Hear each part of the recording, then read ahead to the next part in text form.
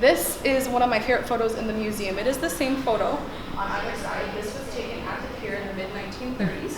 And I always just like to hear what people think they see, what emotions they think they see on people's faces, just any observation. I always love to hear people's thoughts if you have any about what you think they might be feeling, anything at all. What is the age range? Because I'm looking at, you're saying that it was a test that people had to be fit to contribute. Yeah.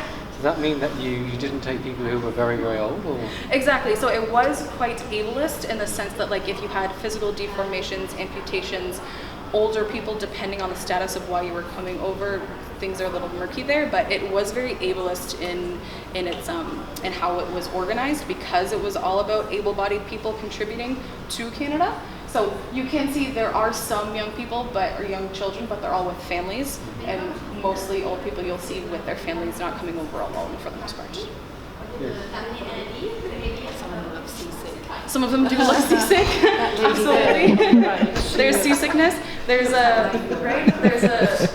level of they all look just a little starstruck, but also confused. There's a dazed feeling where, you know, you're nervous, but you're also excited because it's new, but you don't know what the new looks like. It's basically every feeling that you could possibly be feeling. It's probably being felt right now.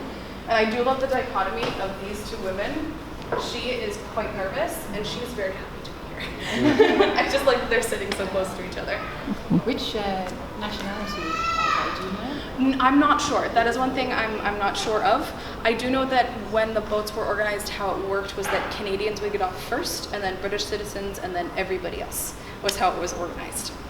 Now, two things that are interesting about this photo as well. You can see single men on one side, families on the other. That also was typical, more pre-war than post-war, to have single men coming over, settling, getting money, getting a job before bringing their families over. Of course, sometimes families would come over all together.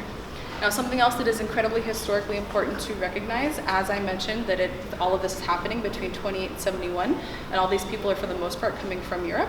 Immigration laws in Canada at this time were incredibly exclusionary and very, very racist. So these are all white, able-bodied people coming into Canada looking like how we think a Canadian at that point should look like.